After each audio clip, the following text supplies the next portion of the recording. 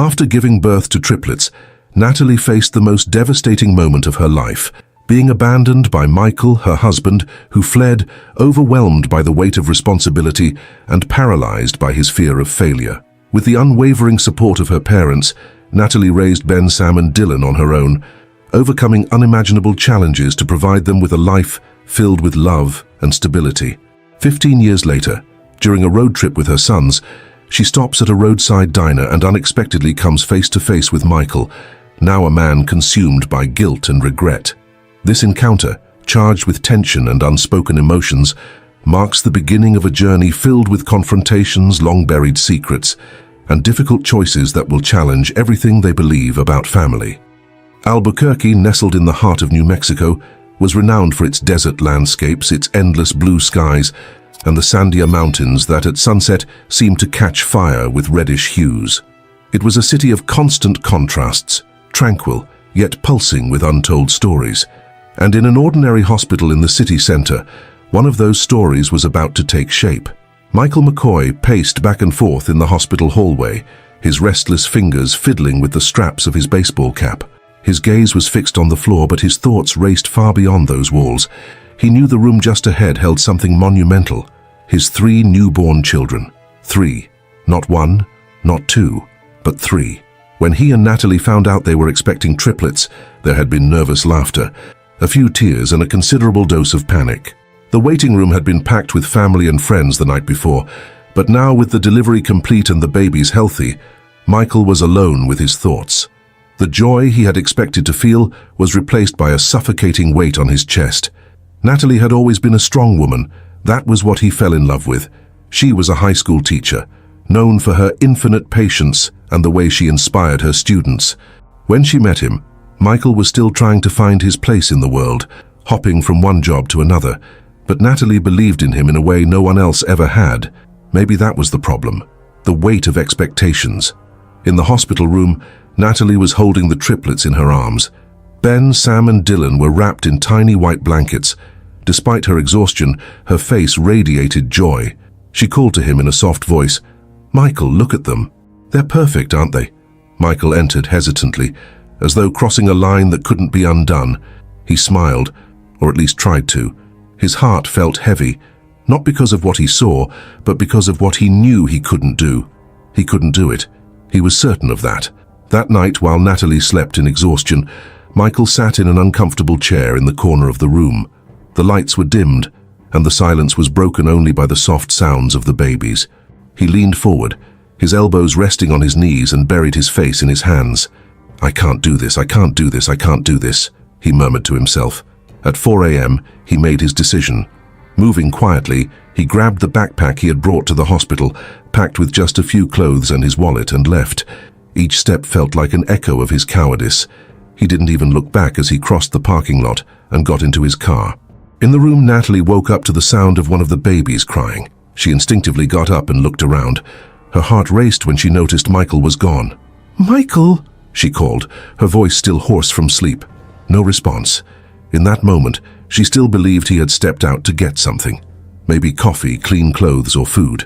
But as the hours passed, Michael didn't return. A nurse came in to help, asking if she needed anything. At first, Natalie lied. She said he'd be back soon. But day turned to night, and the truth settled like an unbearable weight. He was gone. Back home with the triplets, Natalie faced her new reality. The small, cozy house suddenly felt oppressive. The makeshift crib meant for just one baby now had to accommodate 3. The cabinets were stocked with diapers, but she knew they wouldn't last long. And worse still, the silence screamed from every corner. Natalie's parents came to help in those first few days. Jean and Robert, a middle-aged couple who had always been a fortress of support, were equally shocked by Michael's actions. Robert, practical as ever, helped organize the finances, while Jean spent sleepless nights by her daughter's side, changing diapers and rocking the babies to sleep. "He'll come back, sweetheart," Jean tried to comfort her, though she didn't truly believe it. Maybe he's just scared, but Natalie knew the truth. Deep down, she had always known Michael had his weaknesses, but she never imagined he would let them define who he was. The first month was a test of endurance. Natalie barely slept, dividing her time between feeding the babies, trying to balance the bills, and crying alone in her room. One night, when the physical and emotional exhaustion was crushing her, she held the 3 babies in her arms and for the first time voiced what she felt. "I won't let you fall because of this. You're my strength now." It was more a promise to herself than to the babies, but it was a transformative moment. The months that followed brought challenges, but also small victories. Natalie returned to work as a teacher, with her parents helping care for the triplets during the day. She negotiated her debts with the bank, cut expenses, and learned to live modestly but with dignity. Each day was a battle won, and Natalie began to realize something important. She was surviving. She didn't speak about Michael to anyone. She didn't want to bear the stigma of being the woman abandoned by her husband. But every time she saw a father playing with his children in the park, or carrying a bag of diapers at the supermarket, her heart ached. The impact of his abandonment wasn't just material, it was emotional. Michael's shadow still lingered over her life, and she knew that sooner or later she would have to tell her children the truth about him. But for now, she chose to focus on the present. A year later, Natalie was putting the boys to bed. Ben, the eldest, was the first to close his eyes. Sam often fought sleep, mumbling softly, and Dylan clung tightly to his mother's finger, as if afraid she might disappear too. As she stepped out into the hallway, Natalie paused and looked at the 3 cribs lined up, her heart filled with love, but also sadness. She knew one day she would have to answer difficult questions. Why did their father leave? Did he love them? Across town, Michael sat in a small rented apartment. The television was on, but he barely heard it. On the table lay an envelope with a letter he had started writing to Natalie, but never finished. Shame consumed him, and he convinced himself he didn't deserve to ask for forgiveness. The fates of Michael and Natalie were tied by an invisible thread of pain, guilt, and memories.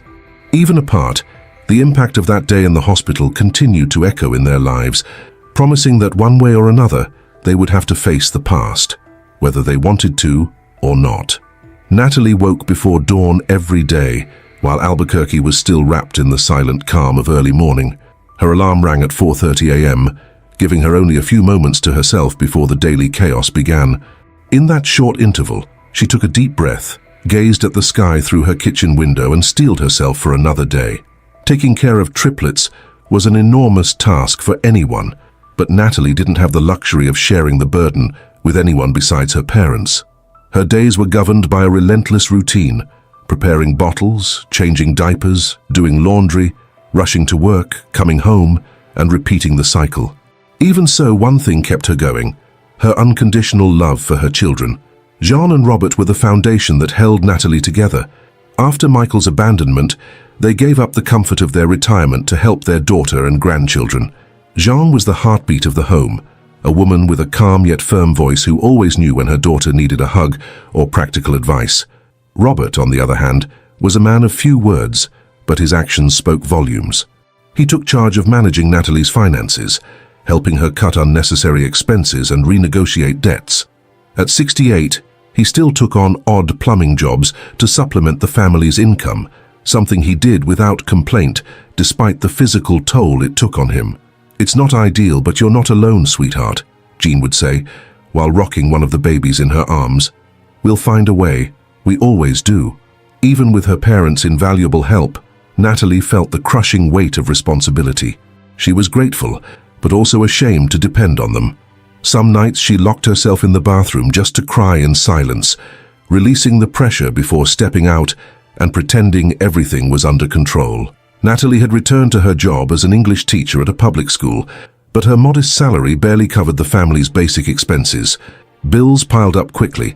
Diapers, formula, clothes, and medical checkups for the triplets consumed almost all her income. Despite Robert's extra work and Jean's efforts to save, there were weeks when the family barely scraped by. Government assistance was limited and bogged down in bureaucracy. Natalie spent hours filling out forms, dealing with social workers, and trying to prove that her family needed financial support. Each rejection felt like a defeat, but she didn't give up. "It's a matter of survival," she told herself. "It's not about me, it's about them." The triplets, though her greatest source of joy, also brought emotional challenges. Ben, the eldest, had a strong personality, an early reflection of the leadership that would later define him.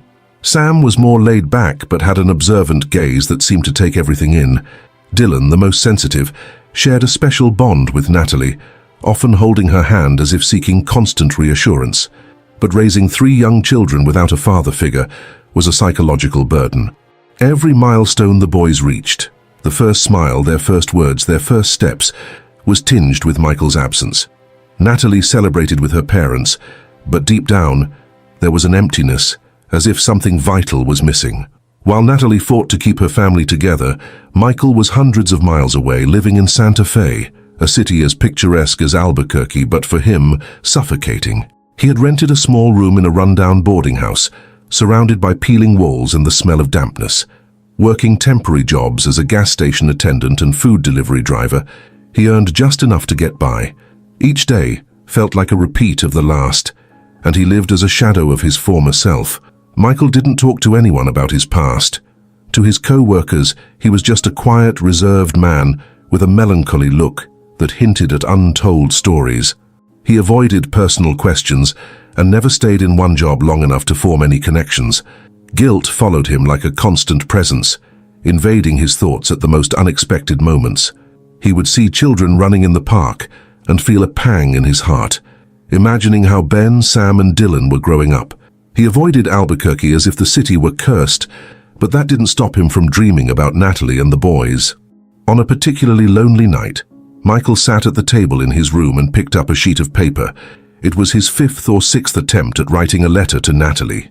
Dear Natalie, I know you probably hate me, and you have every right to. I hate myself for what I did.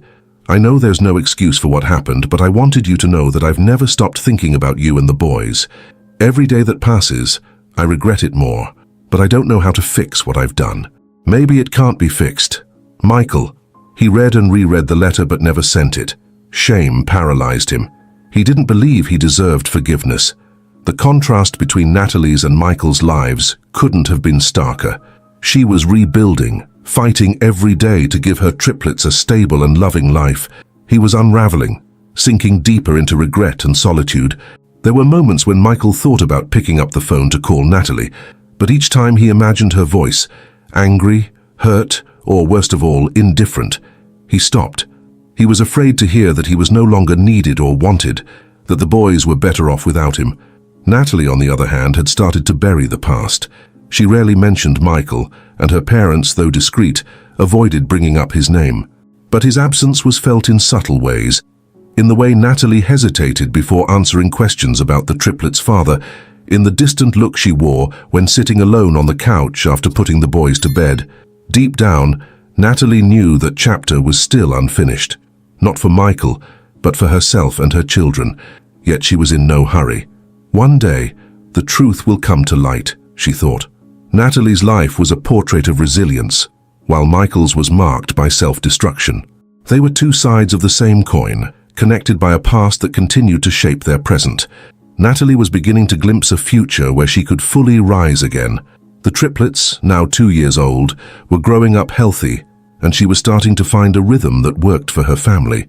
Michael, on the other hand, remained trapped in a vicious cycle of regret. Each passing day made him feel less capable of correcting his mistakes, as if time only widened the gap between him and the chance for redemption. Although they were worlds apart, fate was silently at work, moving its pieces to ensure their paths would cross again someday. The first years of the triplets' lives were a whirlwind of chaos and joy for Natalie. She had learned to make do with the bare minimum, embracing the grueling routine with determination. But the challenges kept coming, shifting shape as the boys grew older. When they were babies, the primary struggle was physical. Sleepless nights, endless diapers, tight schedules to balance work and their needs. But as they entered childhood, the challenges deepened. Touching on emotional and social issues that demanded answers, Natalie didn't always know how to provide. Ben was the natural leader. Always protective of his brothers, he seemed to understand, even from a young age, that their family was different. He was the first to notice when something was wrong, like the exhaustion etched on his mother's face, and often took on the role of a mini-adult, a habit that worried Natalie. Sam was the curious one, brimming with questions that sometimes caught her off guard. He wanted to know everything, from how stars worked to why other kids had dads present at school performances. Dylan, the most introspective, preferred to observe the world in silence, but was also the one who needed the most attention, a sensitive soul who felt more than he expressed. The day Ben first asked about their father was a turning point for Natalie. He was 5 years old, sitting at the kitchen table, doodling while his brothers played in the living room. Suddenly he looked up and asked, with the disarming simplicity of a child, where their dad was. Natalie's heart raced. She sat down across from him, searching for the right words. "Daddy had to leave, Ben," she finally said, choosing each word carefully. "But that doesn't mean he didn't love you." Ben frowned, dissatisfied with the vague answer, but didn't press further. Natalie knew this was only the beginning. Over time, the triplets would ask harder questions, and she would have to face the truth head-on. Until then, she focused on the good moments, the achievements and the smiles that gave her days meaning. While Natalie faced these dilemmas in Albuquerque, Michael lived through years of isolation and self-punishment. He drifted from one temporary job to another, never staying long enough to form connections or establish any stability. He avoided Albuquerque at all costs, but his mind always wandered back there, to the children he had abandoned and the woman he still loved, though he felt he had no right to think about her. Each birthday of the triplets was a painful reminder of everything he had lost. He knew exactly how old they were, even without receiving any updates about them. He imagined their voices, their faces, their habits. Sometimes he thought about driving to Albuquerque and standing outside the house where Natalie still lived with the boys, just to see them from a distance. But he always abandoned the plan before acting on it. Shame and fear of rejection paralyzed him. As Michael sank further into isolation, the triplets began to notice that their family was different. In elementary school, small interactions with other children planted the first seeds of curiosity. On a school field trip, Sam heard a classmate talk about how his dad helped him fix bikes, and the idea lingered in his mind. That night, he asked his mother if their dad knew how to fix things too, but Natalie dodged the question, quickly changing the subject. These small, isolated questions started to add up, and Natalie knew she couldn't avoid the topic forever. Dylan, with his natural sensitivity, picked up on his mother's emotions almost supernaturally. Although he didn't ask directly about their father, he showed increasing anxiety whenever the subject came up. Often, he would hold Natalie's hand during conversations, as if trying to protect her from something he didn't fully understand.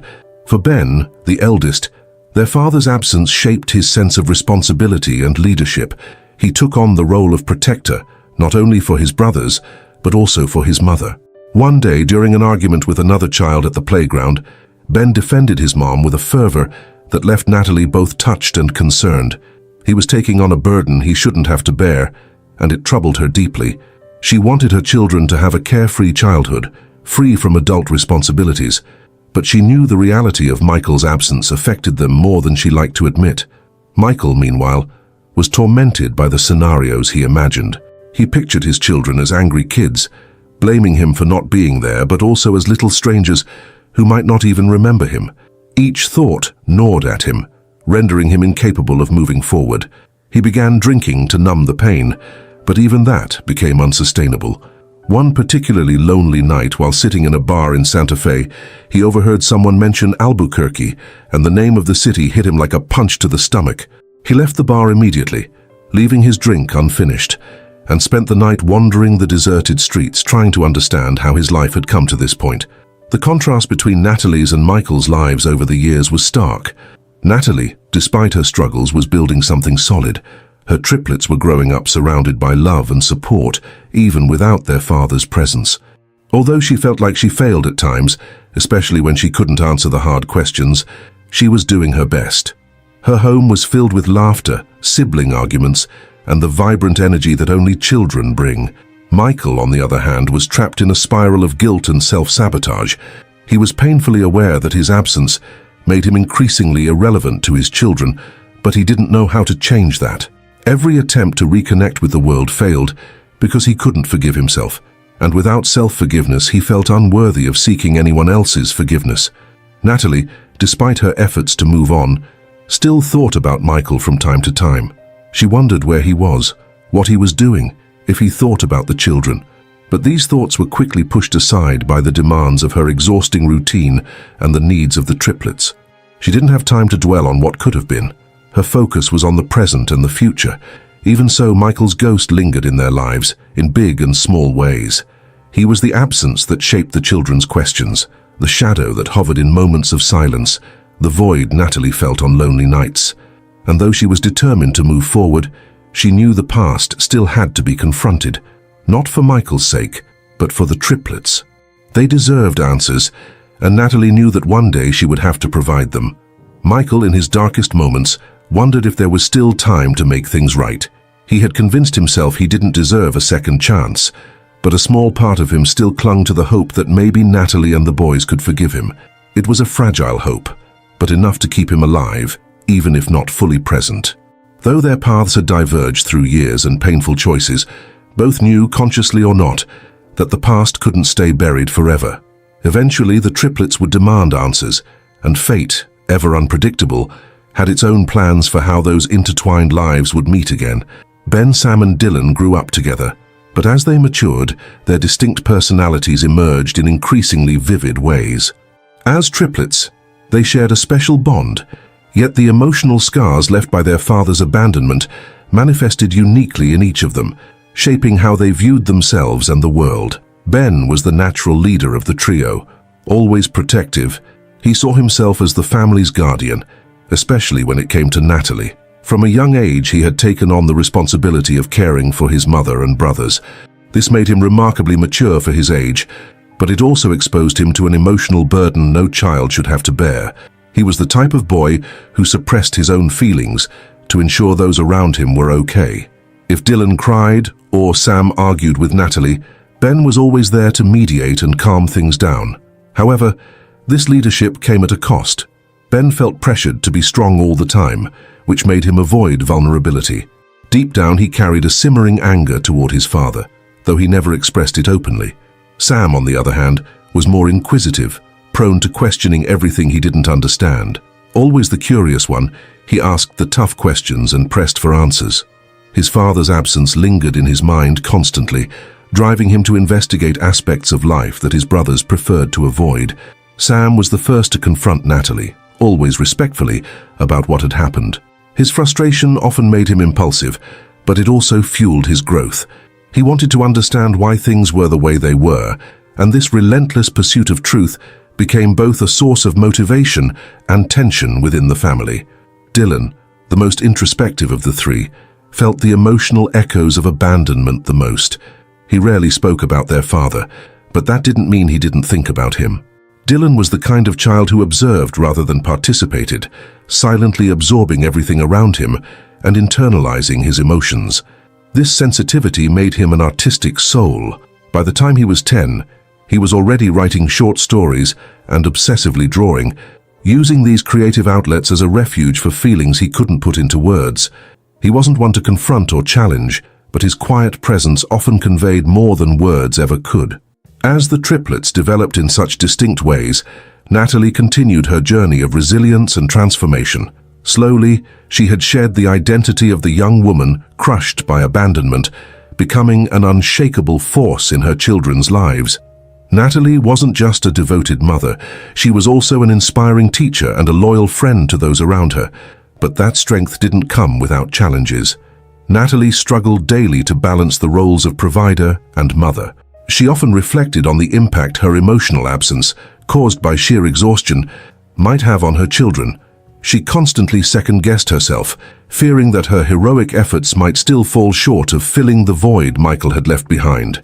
In moments of weakness, Natalie felt anger, not so much at Michael as at herself for still thinking about him. The events of daily life frequently reminded her of the past, even as she tried to move forward. One day, while grading student assignments, she came across an essay Dylan had written about imperfect families. Reading the carefully chosen words, she felt the weight of Michael's absence reflected in her son's thoughts. On another occasion, during a parent-teacher conference, a teacher described Ben as a little adult. While the comment was meant as a compliment, Natalie couldn't shake the sadness behind it. She wondered if Ben had taken on the role of protector, because he felt he needed to fill the space Michael had left behind. Everyday situations also put Natalie in delicate positions. One evening, while helping Sam with a school project about family trees, he asked her directly where to place their father in the diagram. Natalie hesitated, trying to remain composed as she explained that they could include Michael, but without any additional details. Frustrated, Sam replied that he didn't want to write the name of someone he barely knew, yet he also seemed uncomfortable leaving the space blank. The tension in the conversation lingered, and Natalie realized it was just the beginning of deeper questions that would arise with time. Despite these difficult moments, there were victories that kept Natalie going. She earned a promotion at work, becoming the coordinator of her department, which eased some of the family's financial strain. Her parents, though older now, remained a crucial support system, providing her with moments of peace to carry on. Natalie also joined a support group for single mothers, where she met other women facing similarly complex stories. Sharing her experiences and hearing those of others brought her comfort and new perspectives. Meanwhile, Michael continued his life of isolation. He still worked temporary jobs and avoided emotional connections with the people around him. Yet small events occasionally pulled him back into the reality of his absence. One day, while stocking shelves at a convenience store, he saw a father playing with his son.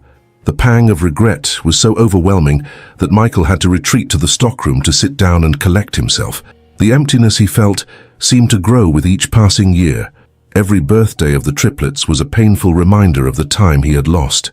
He knew he could never get back the years he had missed, but he also didn't know how to take the first step toward redemption. Shame remained an almost insurmountable barrier. The everyday realities of the triplets' lives further complicated their relationship with the past. During a school science fair, a classmate teased Ben, saying he was always with his mum but never his dad. Ben ignored the comment at the time, but when he got home, he was visibly upset. Natalie asked him what was wrong, but he just shrugged it off, avoiding the topic.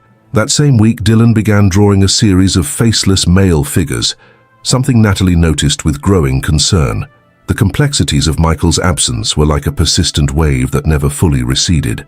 Natalie tried to shield her children from the deepest emotional scars, but she knew this wasn't always possible. Meanwhile, the triplets, each with their distinct personalities, grappled with their father's abandonment in ways that reflected their unique natures. Even as the years passed, the past continued to seep into the present, like a shadow that couldn't be ignored. Natalie worked tirelessly to give her children a stable and happy life, but Michael's absence remained a weight they all carried, even if they never spoke of it openly. It was a wound that no longer bled but hadn't fully healed, waiting for the day when they would all together confront the truth. The trip was meant to be a time for celebration and connection. Natalie had planned the journey months in advance, knowing it was a rare opportunity to bring the triplets together around a shared goal, visiting universities. Though it was still early for any definitive decisions, the boys were excited, each with their own specific interests.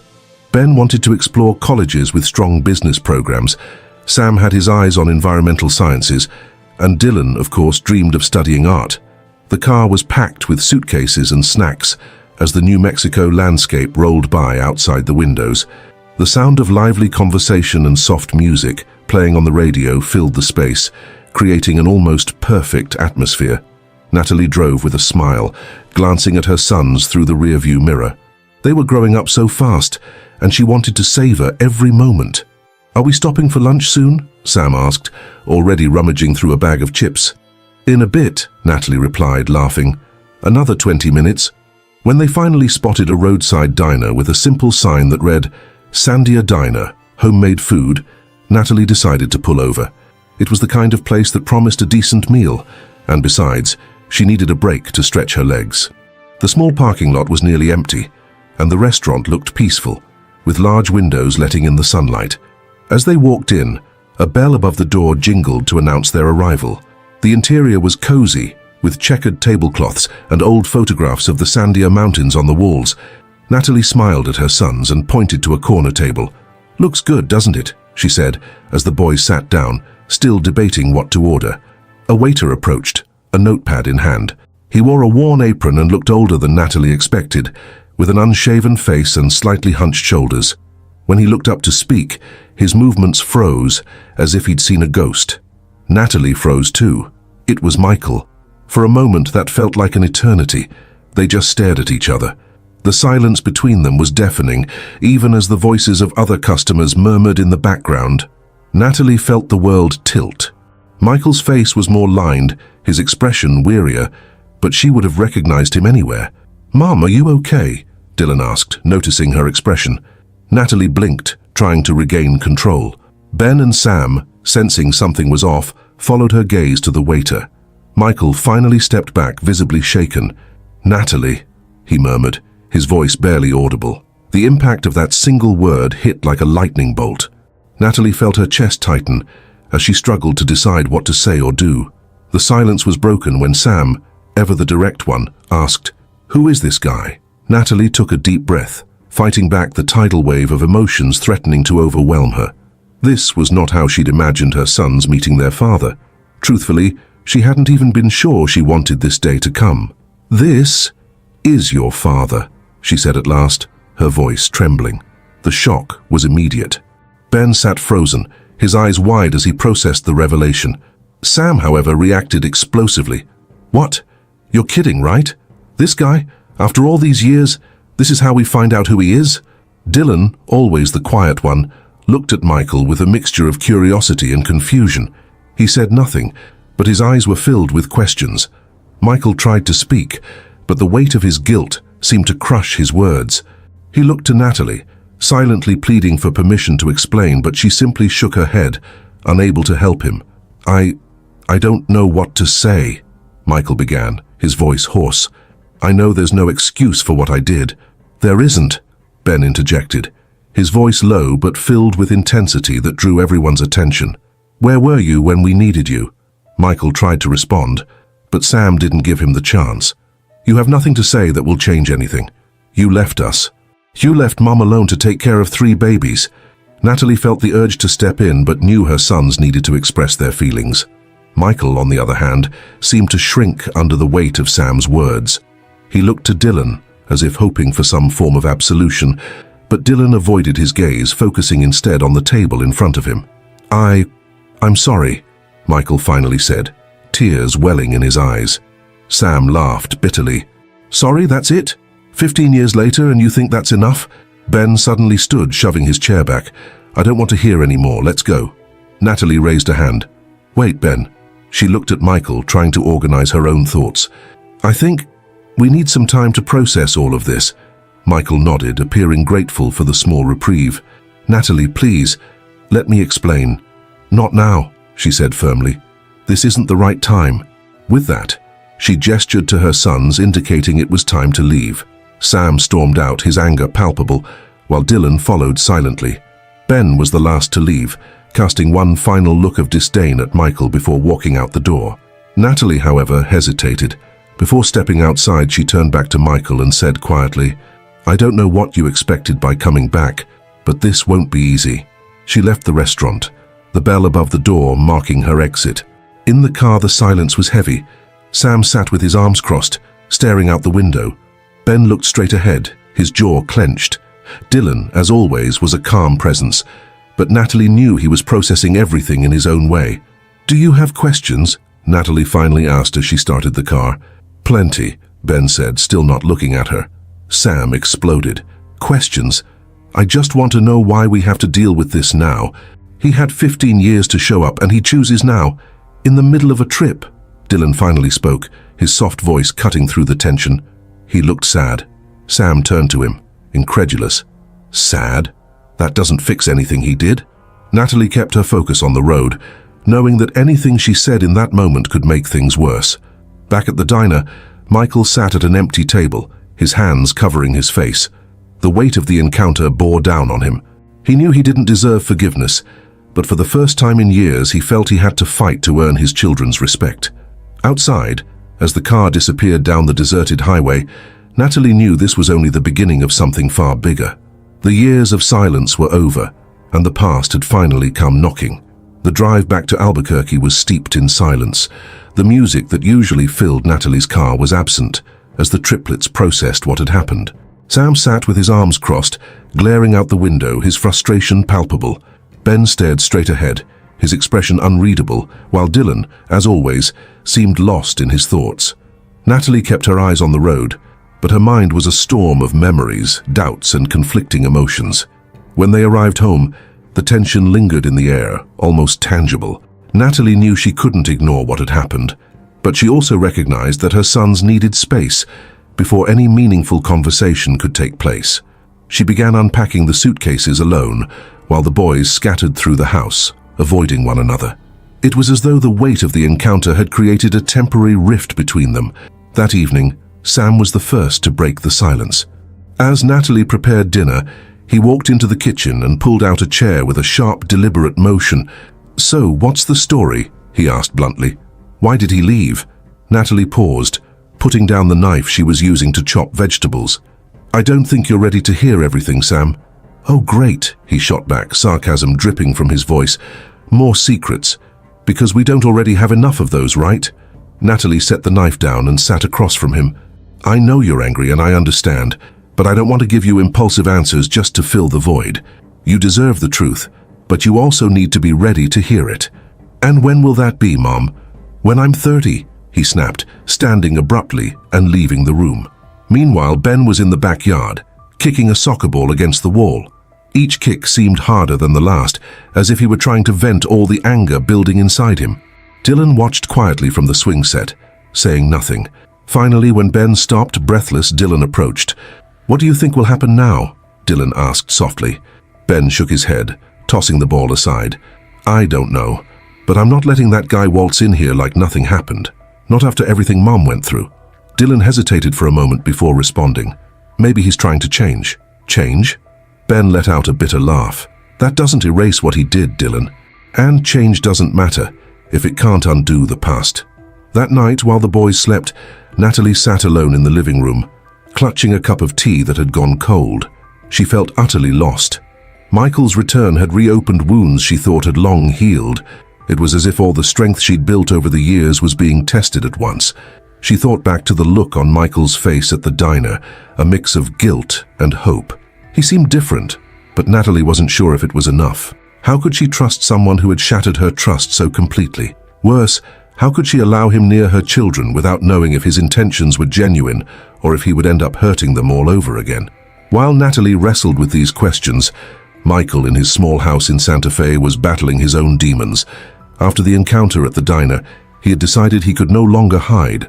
The guilt that had consumed him for years had led him nowhere, and now he had a chance, no matter how small, to try and make things right. The morning after the diner encounter, Michael began writing a letter. It wasn't the first time he had tried to put his feelings into words, but this time he had a clear purpose. He wanted Natalie and the boys to know he was ready to change, not just for them, but for himself.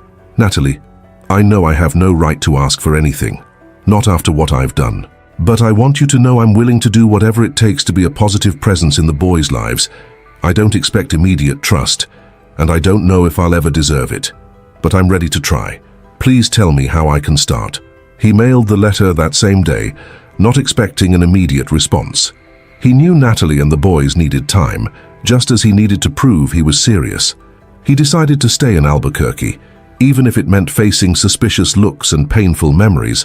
He found a temporary job at a local auto repair shop, hoping to create some stability while waiting for a chance to prove himself. When the letter arrived at Natalie's house, she hesitated before opening it.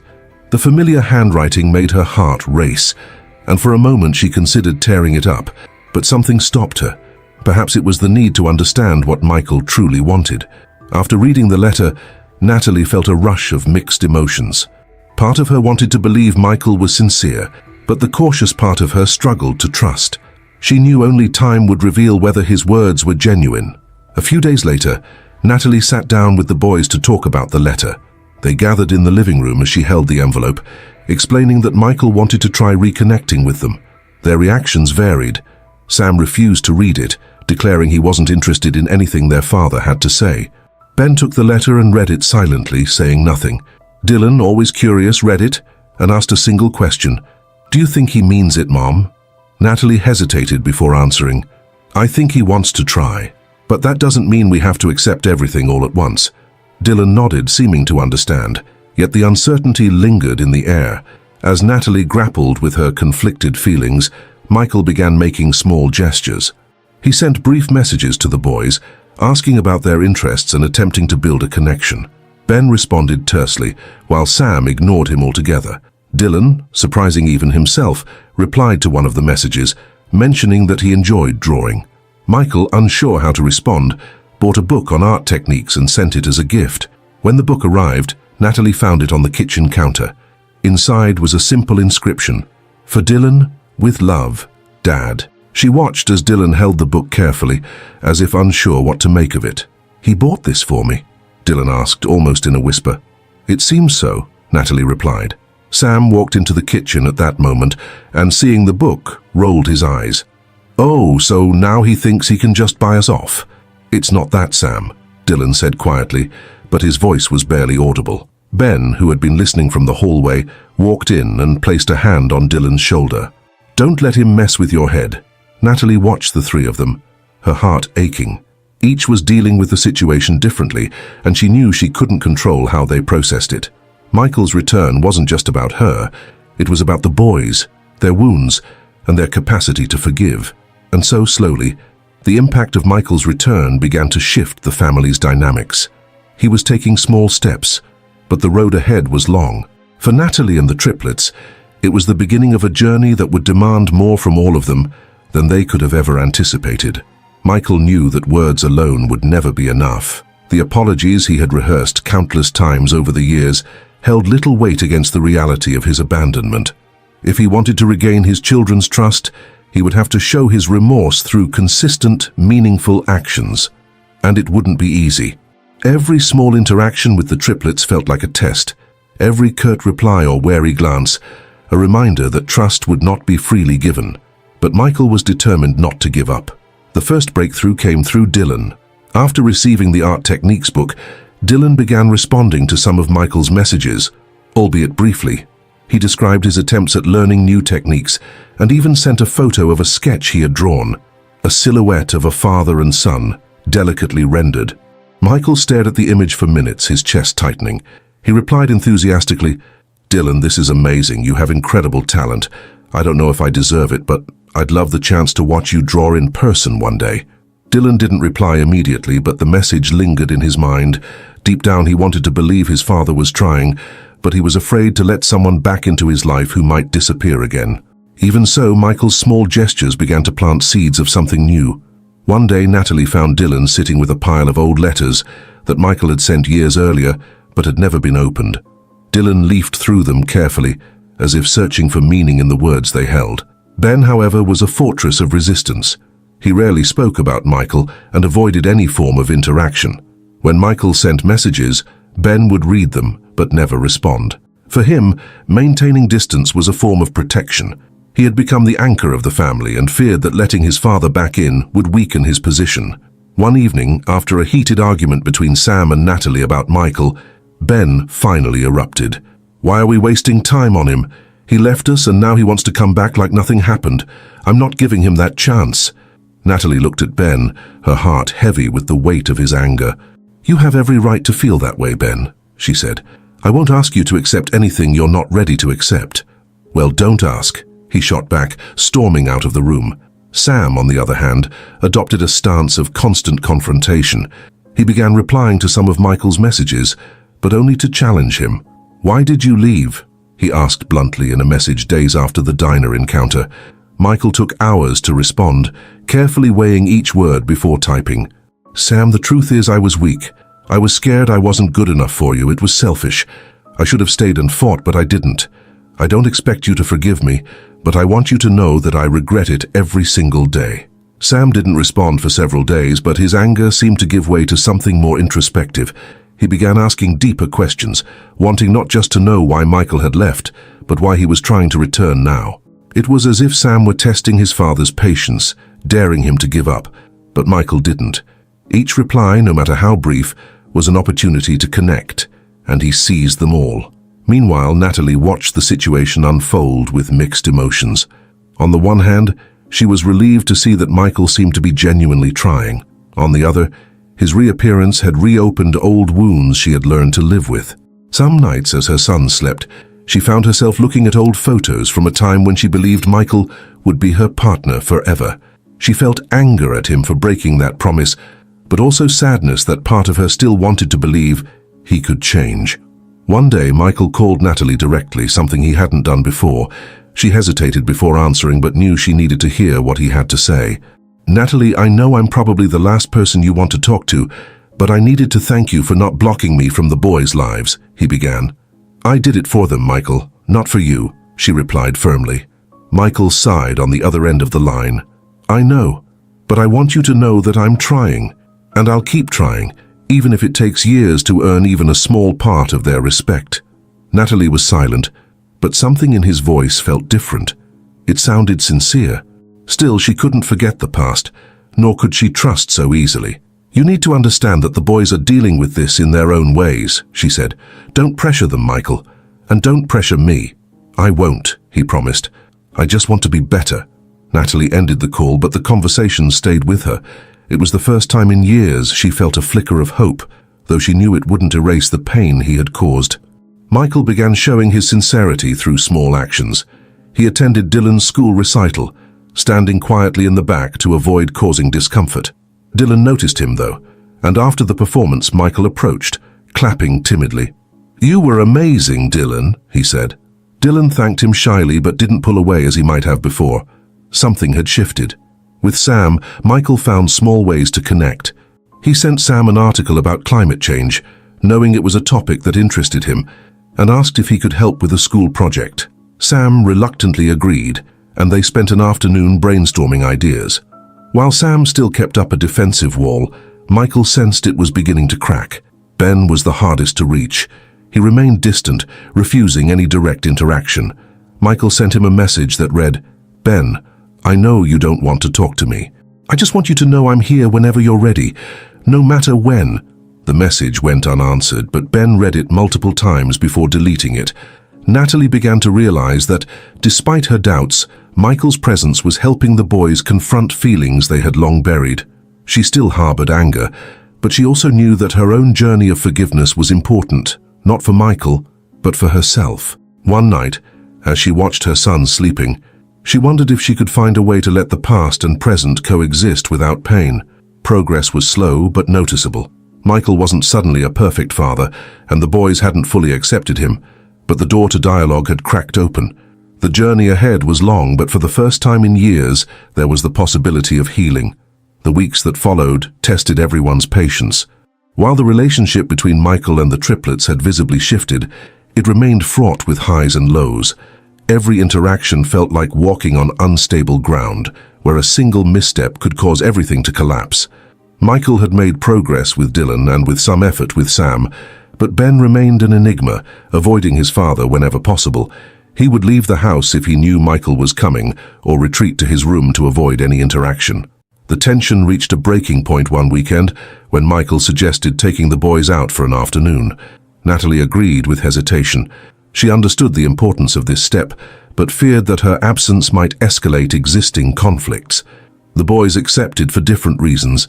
Dylan was genuinely curious, Sam wanted to observe how Michael would handle the situation, and Ben seemed to go only to keep an eye on his brothers.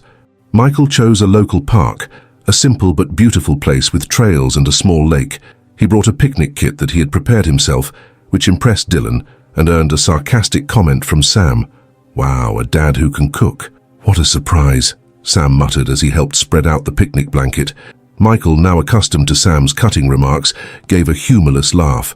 "I'm not as bad as I seem. I just took a little too long to prove it." Dylan watched everything closely, while Ben kept his distance, sitting on a nearby log, scrolling on his phone. The tension escalated when Michael tried to involve Ben in the conversation. "Ben, can you help me with the bottles?" Ben didn't even look up. "You've handled harder things on your own, haven't you?" The comment landed like a blow. Dylan shifted uncomfortably, and Sam crossed his arms, waiting to see how Michael would respond. "You're right, Ben," Michael replied calmly. "I failed alone, and that's why I'm here now." Ben finally looked up, his face full of anger. "Yeah, so you're here. Now what? What do you expect? That we pretend nothing happened? That you can just show up and be part of this like you did anything to deserve it?" Michael took a deep breath. He knew Ben was right. "I don't expect you to pretend anything, and I know I don't deserve anything from you, but I'm not going to stop trying." "Trying what?" Ben stood abruptly. "You can't undo what you did. It doesn't matter how many art books you buy or how many texts you send, you weren't there. You know who was? Me. I was here, helping Mum while you ran away. So congratulations on trying, but I don't want any of it." Ben stormed off toward one of the trails. Michael didn't follow, but the pain in his eyes was unmistakable. Dylan, after a long silence, finally spoke. "He's hurt. I think he's afraid to trust you." Michael nodded, his voice quiet. "I know, Dylan. And he has every right to feel that way." Sam, who had been uncharacteristically silent during Ben's outburst, looked at Michael with a mix of defiance and curiosity. "So, what now? Are you giving up?" Michael met Sam's gaze and shook his head. "No, never again." Meanwhile, back at home, Natalie waited anxiously for their return. She knew something significant would happen that day, something that could either fracture or begin to mend the fragile connection between Michael and Ben. Progress, however slow, often required uncomfortable moments like these. When the boys came home, Ben walked in first, his steps firm and his face set in a scowl. He passed Natalie without a word and went straight upstairs, slamming his bedroom door. Dylan and Sam followed, both visibly contemplative. "What happened?" Natalie asked, looking at Sam. "Ben exploded. I think he needed to," Sam replied with a shrug, before heading to the kitchen. Michael lingered at the door, looking exhausted. He met Natalie's eyes and sighed. "He's right, you know. I failed them." Natalie crossed her arms, studying the weary expression on Michael's face. "He's hurt, Michael, but that doesn't mean he doesn't want to forgive you. He just doesn't know how." Later that night, Natalie went upstairs to check on Ben. She knocked on his door, but there was no answer. When she entered, she found him sitting on his bed, staring at an old photo he always kept tucked away in a drawer. It was of the three boys as toddlers, all cradled in Natalie's arms. "Want to talk?" she asked, sitting beside him. Ben didn't reply right away. When he finally spoke, his voice was heavy with emotion. "I don't want to trust him, Mum, because if I do, and he leaves again, I won't be able to handle it." Natalie placed a hand on his shoulder, feeling his pain as if it were her own. "I know it's hard, Ben, and I can't promise he'll never hurt you again, but I think he's really trying. Sometimes forgiving someone isn't about giving them another chance. It's about giving yourself some peace." Ben looked at her, his eyes brimming with tears. "And what if I'm not ready?" "Then don't be," she said gently.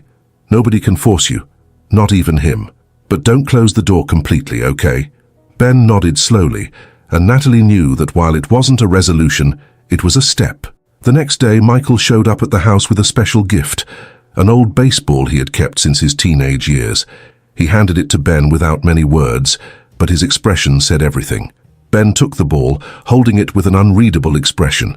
He didn't say anything, but also didn't return it. It was a small gesture, but it meant something.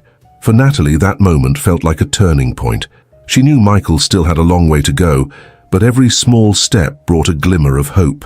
The past couldn't be erased, but perhaps with time and effort it could be rewritten. The dinner Natalie planned became the setting for the confrontation she had known was inevitable. In the weeks since the encounter at the diner, moments of tension between Michael and the triplets had built up, and she sensed that everyone was on the verge of something bigger. Dylan seemed the most open to his father's presence, while Sam oscillated between sarcasm and curiosity. Ben, however, remained impenetrable, holding his anger close like a shield. Natalie decided it was time to force a conversation. On a Friday evening, she invited Michael to dinner at their home. He hesitated, knowing the atmosphere would be charged, but he accepted. He understood that the silence had lasted too long. When Michael arrived, the tension was almost palpable. Dylan opened the door and greeted him with a shy smile, but Sam and Ben were in the living room, visibly uncomfortable. In the kitchen, Natalie set the table with almost obsessive care, masking her own nervousness. "Ready for this?" she asked softly as Michael stepped in. He nodded, despite the nerves written across his face. The meal began awkwardly, with everyone focusing on their plates. Michael tried to break the ice, complimenting the food Natalie had prepared. "This is great, Natalie. Thanks for inviting me." "It was her idea, not ours," Sam muttered without looking up. Michael hesitated, but chose to respond calmly. "I know, Sam, but I'm grateful to be here anyway." Dylan shot Sam a look, trying to ease the tension. "Are you always this confrontational, Sam?" He joked lightly. "Only when it's deserved," Sam replied, a humorless laugh escaping his lips. Ben, who had been silent until then, set his fork down with enough force to make a sharp sound. "All right, let's just get this over with," Ben said, looking directly at Michael for the first time that night. "Why are you here?" What's your goal? You want us to forgive you and pretend everything's normal? Because if that's the case, don't bother. Natalie opened her mouth to intervene, but Michael raised a hand, asking her to let him handle it. He took a deep breath and looked straight at Ben. No, Ben, I don't want you to pretend anything. I don't expect you to forgive me, and I know I have no right to ask for it. Then why are you here? Ben demanded, his voice trembling. Why now? Why do you want to be part of our lives now? Because I can't keep living knowing I abandoned you without trying to make it right, Michael said. I can't undo what I did, but I can show you that I want to be better, even if it's too late. Ben let out a bitter laugh. Too late? That's the bare minimum. You missed all our birthdays, every important moment. Who was there when Mum couldn't sleep because she had to take care of 3 kids by herself? Who was there when we asked where you were? Not you. It was us. It was me. Ben's words hit Michael like blows, each one landing with force. Michael lowered his head, unable to hide the tears forming in his eyes. You're right, Michael said, his voice breaking. I ran because I was scared. I was scared of failing. Scared I wasn't good enough. But running was the worst thing I could have done. And I'm sorry, Ben. I'm sorry for leaving you with a burden that was never yours to carry. Ben stared at him, clearly wrestling with his emotions. It's not just about me, Ben said, gesturing toward Sam and Dylan. It's about them too. You have no idea what your absence did to us.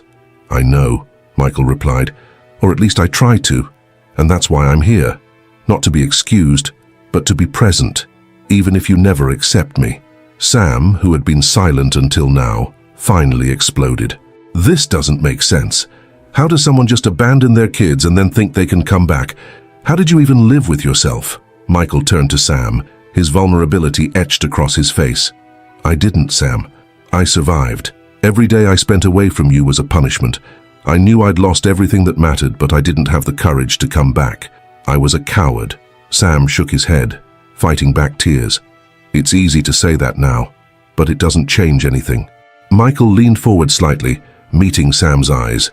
I know it doesn't, but it doesn't mean I'll stop trying.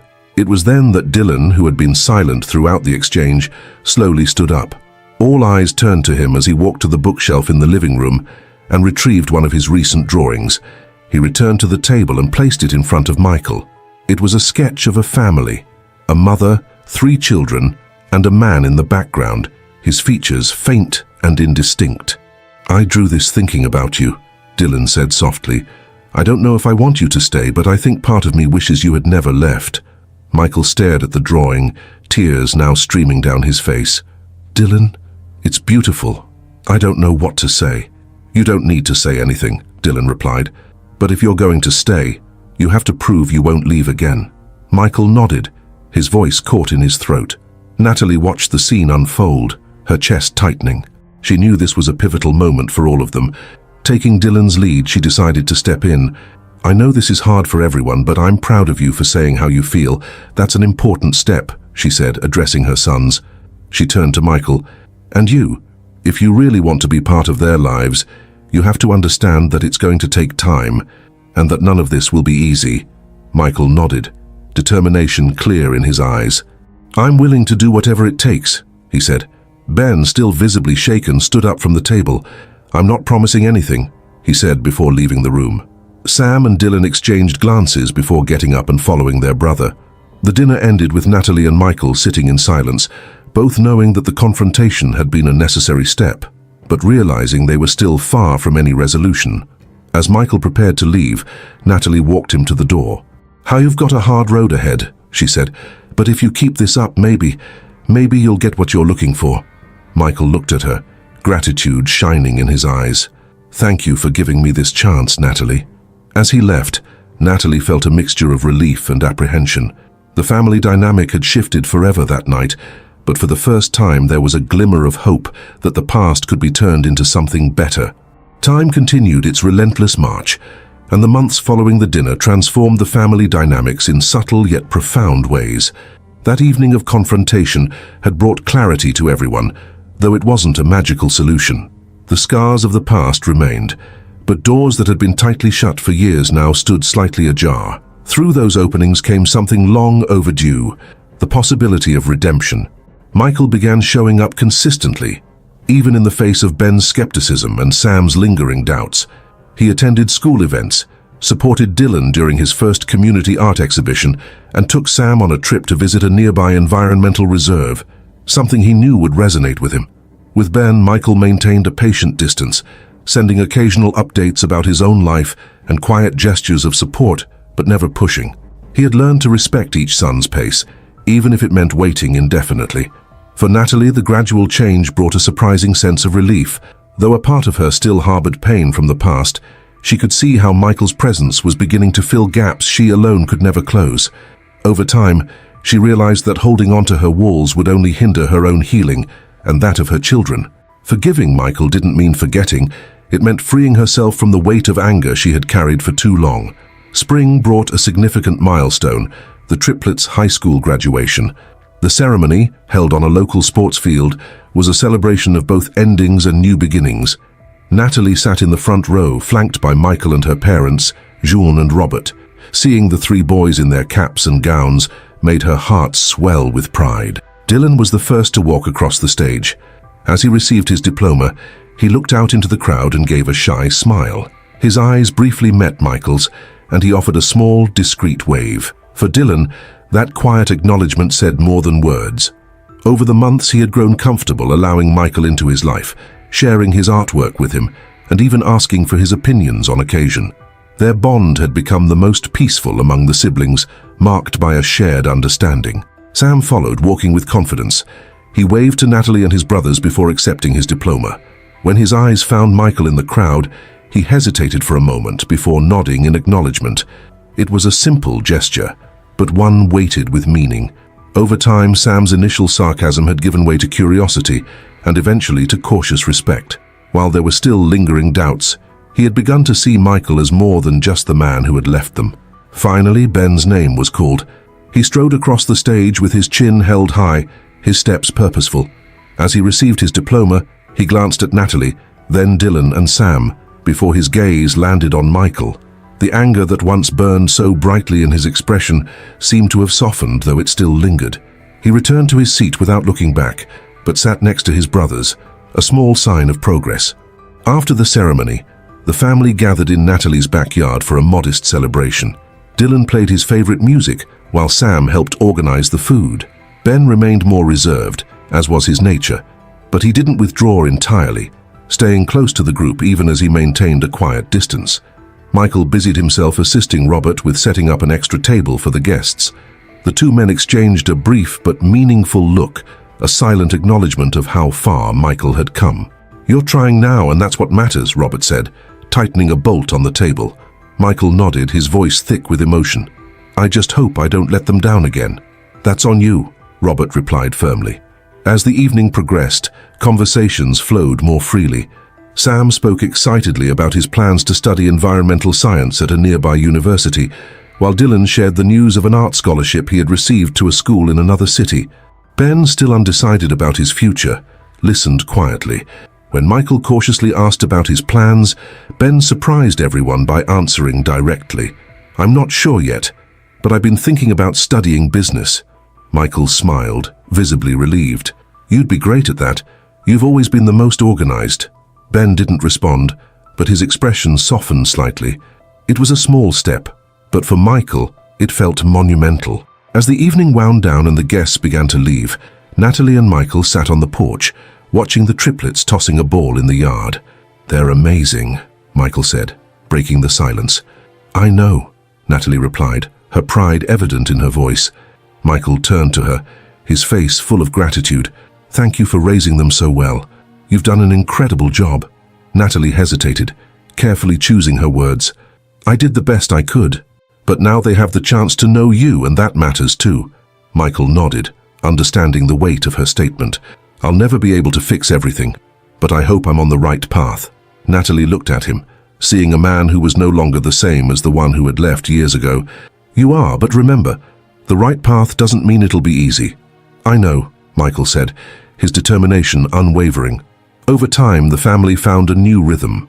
Michael didn't become a perfect father, but he became a present one, willing to listen, learn, and adapt. Dylan continued to share his art, while Sam included Michael in conversations about climate change and his projects. Even Ben, gradually lowering his guard, allowed small moments of connection to surface. For Natalie, life moved forward. She had built a sense of independence and knew her happiness didn't depend on Michael or anyone else. But she also recognized that his presence had brought something her sons needed, and that was enough. At the triplets' next birthday, Michael arrived with a special gift, an old photograph of Natalie holding the boys as newborns in the hospital, carefully restored and framed. "I never forgot this day," Michael said as he handed Natalie the frame. She looked at the photo, emotions welling up inside her. It wasn't just a relic of the past. It was a testament to the healing they had all worked toward. As the family gathered around the table to sing Happy Birthday, Natalie realized something important. Perfection had never been the goal. What truly mattered was the effort, the love, and the willingness to keep trying, even when the past felt insurmountable. The family sitting around that table wasn't perfect, but they were real, and in that moment, that was more than enough. Is it possible to rebuild bonds broken by time and abandonment? And even more, how far should we go in allowing someone back into our lives after such a deep betrayal? We want to know your opinion. Do you think Michael's efforts deserve to be rewarded? Or are some wounds impossible to fully heal? Share your thoughts in the comments and let's discuss this powerful journey of redemption and resilience. And if you missed our last story, here's what happened. During an unexpected visit to her husband's office, Isabella Evans walks in on something she never imagined. Landon, the man she loves, caught in an intimate moment with Wendy, his co-worker. Before she can confront him, Landon suffers a heart attack followed by a stroke, leaving him unable to speak. But what seemed to be the worst part of the betrayal was just the beginning. A series of lies and secrets would begin to unravel everything Isabella thought she knew. Find out how this emotional and shocking story unfolds. Click on the video now appearing on your screen, and I'll see you there.